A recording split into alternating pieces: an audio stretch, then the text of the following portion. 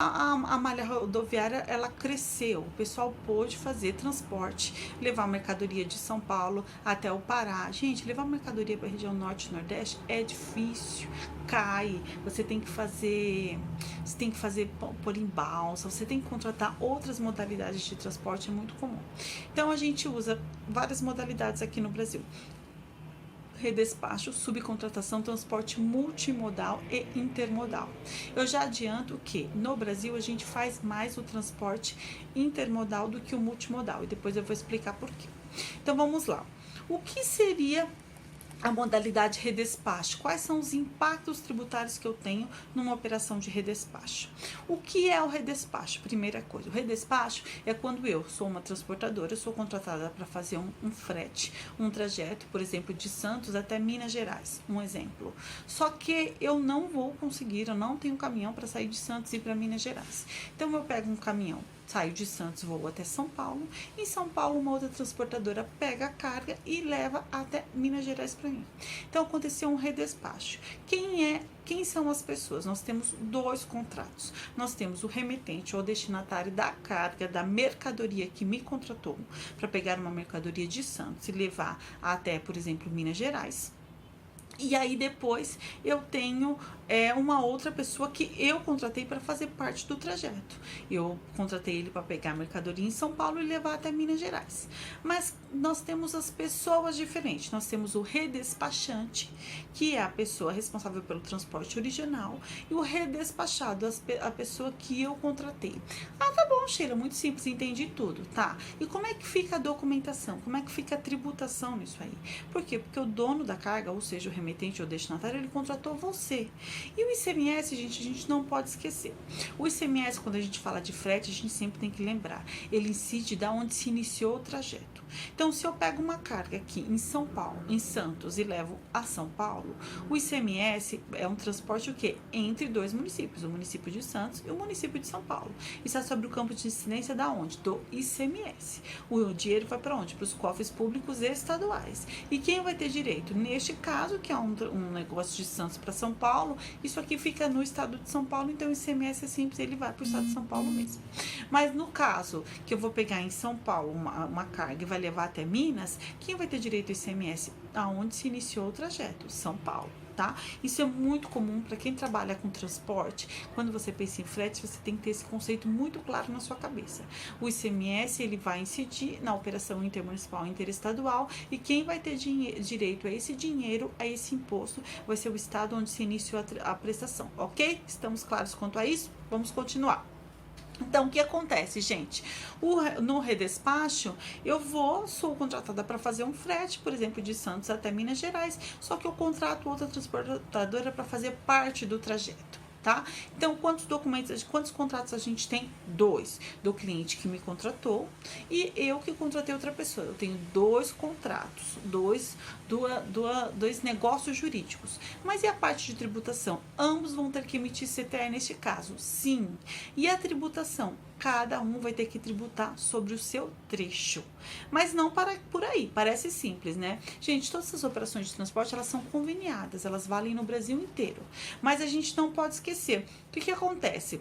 O redespacho, ele vale no Brasil inteiro. E a legislação fala isso. Cada transportadora faz o documento fiscal e a tributação pelo seu trajeto. Parece simples. Então eu vou fazer eu vou emitir, na verdade, a gente não pode esquecer, gente, que a gente está em mundo de Big Brother, em tempo de CTE, tá? A administração CTE é eletrônico, a administração pública, ela vê tudo. Olha, entrou até a professora Letícia aqui na minha live um pouquinho, mas vamos lá. Então, SPED, gente, a administração tributária, ela vê toda a operação que está ocorrendo no Brasil. Qualquer operação, qualquer negócio jurídico que está acontecendo no Brasil, a administração tributária sabe. Então, como eu vou emitir 2 CTEs, eu vou emitir um CTE numa operação de redespacho para o meu cliente sobre a operação inteira. Olha, eu vou tributar o ICMS sobre a operação inteira. Só que eu vou ter o redespachado que também vai tributar sobre a operação operação dele. Então, quando eu for fazer essa nota fiscal, esse CTE, na verdade, nota fiscal não, eu tenho que flegar que é uma operação de redespacho, porque ele já vai entender que o ICMS ali daquele CTE, ele é de um período, porque ele já vai habilitar as abas, que eu vou falar que é de Santos a São Paulo, e eu já vou colocar todos os dados do CTE do meu redespachado. Por quê? Eu vou colocar início e término, porque tem lá no documento, na CTE, né, os campos, início e término, começa em Santos e acaba em Minas, porém é uma operação de redespacho e a tributação ela está acontecendo de São Paulo até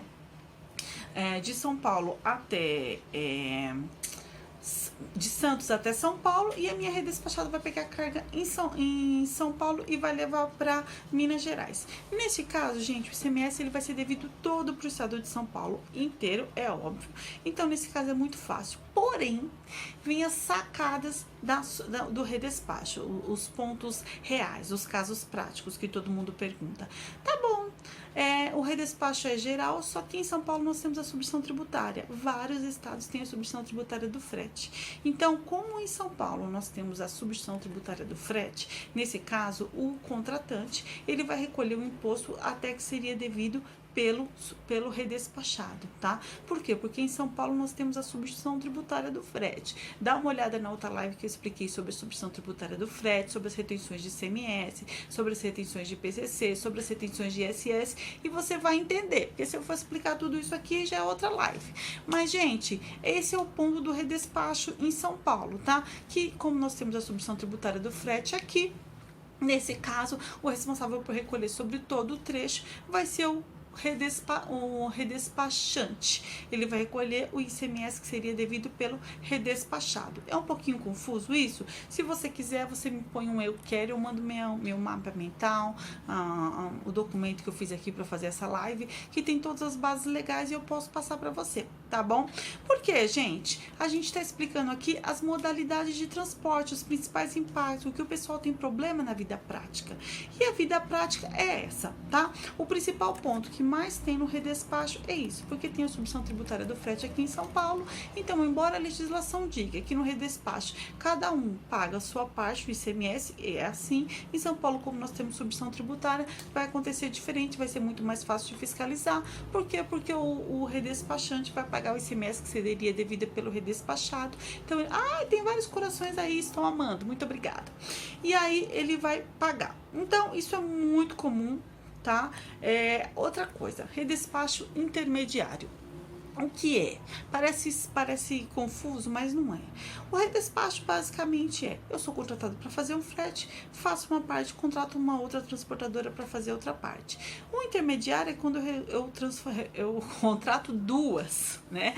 Gente, eu fazia muito essa operação quando eu trabalhava numa empresa alemã, e a gente mandava muito aquelas turbinas lá para aquelas usinas hidrelétricas de Belo Monte. Então, a gente trabalhava com três transportadoras para fazer redespacho. Por quê? Porque a mercadoria saía daqui de São Paulo, a gente levava até um determinado lugar, geralmente Minas, aí em Minas pegava outra transportadora, pegava um pedaço, e quando chegava lá no Pará, precisava de balsa, então precisava de um caminhão que fosse diferente, um caminhão que desse para acoplar na balsa, então lá a gente transportava outra transportadora, e aí quando chegava lá, a gente contratava outra do outro lado do rio para levar até a usina. Então, a gente fazia redespacho intermediário de monte. Por quê? Porque não é sempre que você tem todas a sua transportadora para fazer o trecho inteiro. Então, para as transportadoras aumentarem a sua malha rodoviária no Brasil, elas contratam outras. Então, o redespacho intermediário é a mesma coisa, só que tem mais uma pessoa na operação. E o que é diferente, que vai mudar no CTE dela, é que você não vai ter campo no CTE para poder explicar. Então, você vai deixar em branco e você vai colocar que é um CTE de redespacho, você vai colocar em branco o remetente e o destinatário da mercadoria. Você vai informar que é um redespacho intermediário e você vai informar todos os dados, inclusive a chave eletrônica do CTE do redespachante. E se for em São Paulo, o início do frete, né? Porque se o início do frete for em São Paulo, no redespacho, vai se aplicar a substituição tributária, isso está no artigo 314 do regulamento do ICMS do Estado de São Paulo.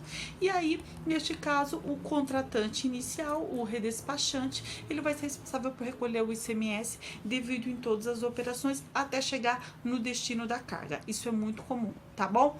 Até aqui tudo bem, gente? Dá um like, me fala, Sheila, tô entendendo tudo, você tá falando muito rápido, você tá muito acostumada a falar sobre isso, então você fala muito rápido. Ô, Rodinei, você conseguiu entrar, né? Ai, que bom, porque eu tive que sair. Porque o Facebook, gente, deu um problema aqui no áudio. Inclusive, eu vou até tirar isso aqui. E não saiu o áudio. Então, se eu não fizesse, se não saísse do Face, essa live não ia sair. Então, eu achei melhor continuar. Então, gente, a tributação sobre o redespacho, eu expliquei tudinho. Eu espero que vocês tenham entendido tudo. O Rodney gostou. Vou aproveitar aqui para falar que vamos abrir as inscrições para o workshop sobre logística tributária. 100% online, 100% gratuito. As inscrições serão abertas hoje. Então corre lá e garanta a sua inscrição e baixe o e-book que eu fiz, que tá top. Ele vale até para consulta, inclusive eu me empolguei, escrevi 50 páginas lá, mas tá bem legal. Então a tributação sobre o redespacho, gente, ela é isso, muito simples, tá? A gente escreve tanto, mas no final quando a gente fala é rapidinho.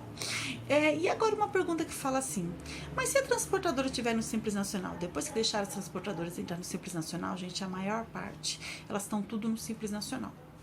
E aí no Simples Nacional a gente sabe que a gente paga imposto conforme a Lei Complementar 123, que ela é totalmente diferente. As bases de cálculos, as alíquotas, mas numa operação de redespacho, no estado de São Paulo se manifestou por meio da resposta à consulta número 18560 de 2018, que quando isso acontecer, o redespachante ele vai ser responsável igual por substituição tributária, mas ele vai pagar o ICMS na operação como se fosse normal, vai pagar como se fosse um RPA normal, e aí depois quando ele for fazer o PGDAE, o PGDAS, ele tem como informar para não pagar duplicado, mas vai ter que sim fazer o recolhimento como se fosse uma operação normal, 12%, e não utilizar as alíquotas da Lei Complementar 123. Olá pessoal, seja bem-vindo, dá um like aí, me fala de onde você é, me fala se você é de São Paulo, me fala se você trabalha na parte logística, em qual área,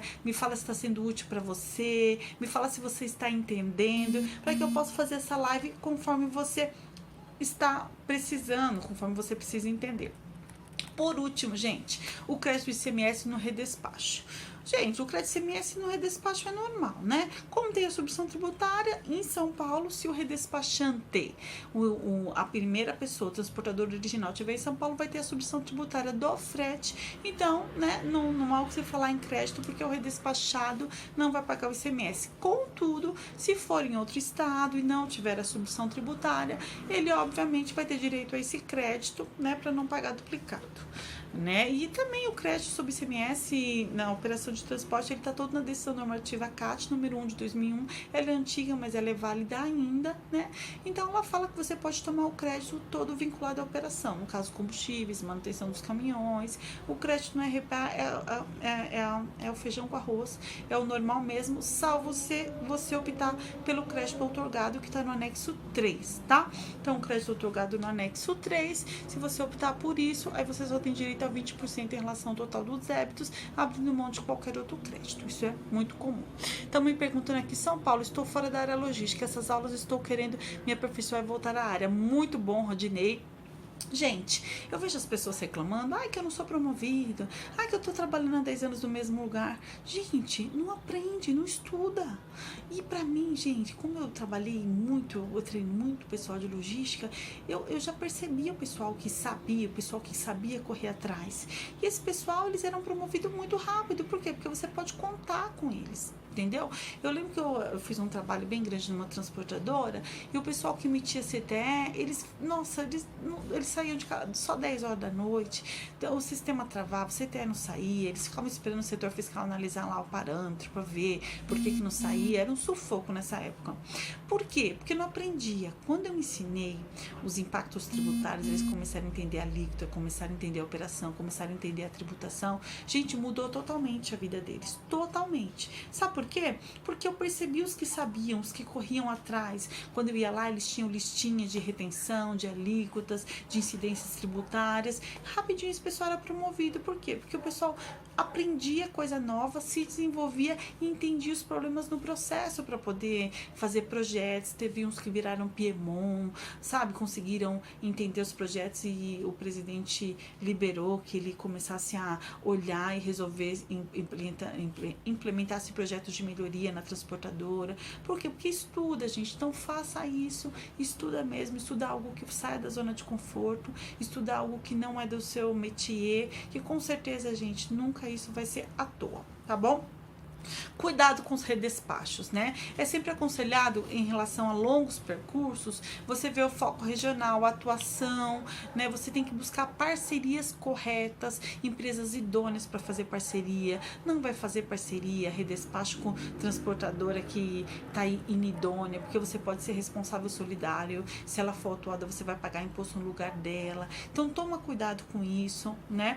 Você no redespacho é possível que você ofereça para o cliente entregas em regiões que você não tinha atendimento e você passa a ter, então você faz parceria, você fica com foco no crescimento da empresa, né? E ele é benéfico para todo mundo, ele é benéfico para o redespachante, ele é benéfico para o redespachado, ele é benéfico para o dono da mercadoria. Você só precisa tomar cuidado em relação ao custo, gente. Às vezes pode ficar um pouco mais caro o fato de você contratar outra transportadora para fazer parte, né? Às vezes não, então tem que analisar muito direitinho para que isso não impacte direto no preço e você perder as licitações e perder as oportunidades, tá bom? Então, dá um like aí, dá um hashtag tô gostando, eu tô passando rapidinho várias coisas aqui, eu tô gostando bastante. Olá, Aline, seja bem-vinda. Vamos falar agora sobre subcontratação. A subcontratação, gente, ela é diferente do redespacho. Veja que no redespacho a gente contrata com outra transportadora para fazer parte do trajeto. Ou seja, o objetivo é aumentar a sua malha de atendimento rodoviário. Na subcontratação, que é o que as grandes multinacionais faz, você contrata uma outra empresa para fazer o trajeto inteiro. Então, olha, por exemplo, eu vou dividir com vocês a experiência que eu tive em empresas coreanas e inclusive suíças. A empresa, ela tinha atividade de logística de transportadora, mas na verdade ela era meio que uma agente de cargas, uma freight forwarder. Porque o que faz o freight forwarder? Ele administra toda a carga, principalmente internacional, né? Você vai exportar muito commodities, gengibre, enfim, sai lá do Espírito Santo e vai muito para a Alemanha, vai muito para Portugal. Então, o que o agente de carga faz? Ele vai lá e organiza tudo, organiza a saída lá da roça, da fazenda, até Santos, de Santos pega um navio, ou vai para um aeroporto, ou se vai de avião, mas geralmente como se vai de navio, e de lá vai até o local de destino, o país de destino, e quando chega lá ele tem que ter também um agente para receber essa carga para ir até o parque industrial do importador, né?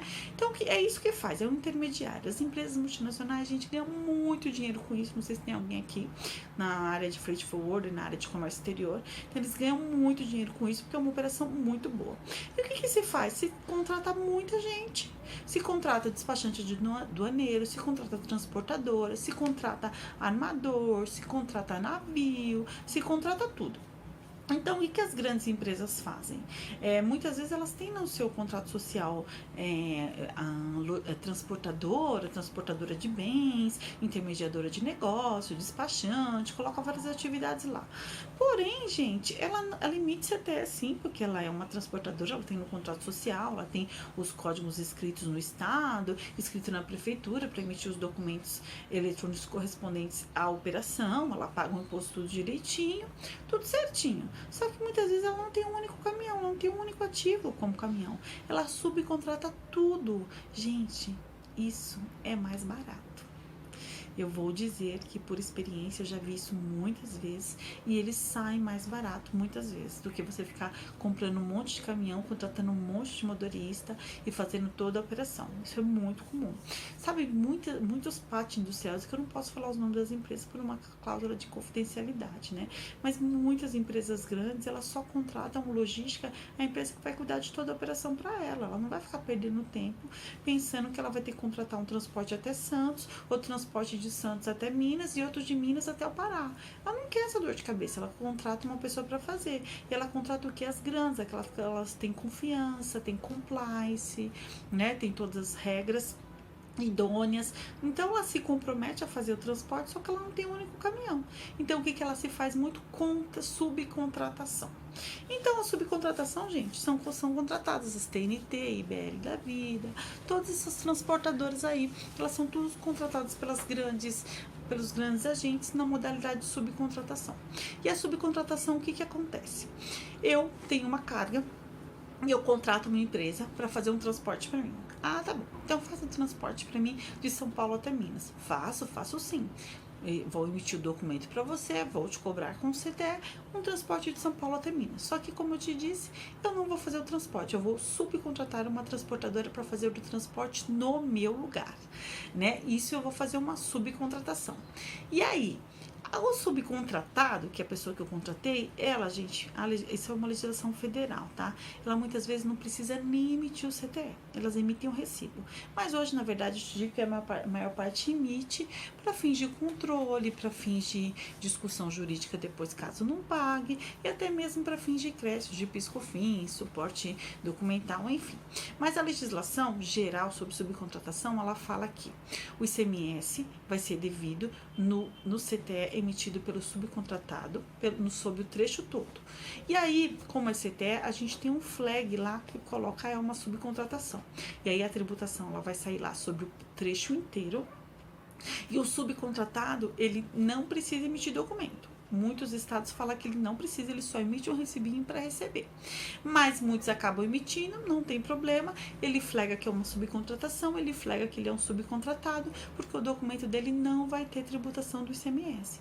Por quê? Porque o ICMS já foi pago pelo subcontratado, tá? Então, se ele vai precisar colocar a chave. Gente, esse era o maior problema, tá? Porque principalmente a gente, que é aquela loucura, sai caminhando, desembaraça, não desembaraça, eles ficam perdidos nessa parte de subcontratação.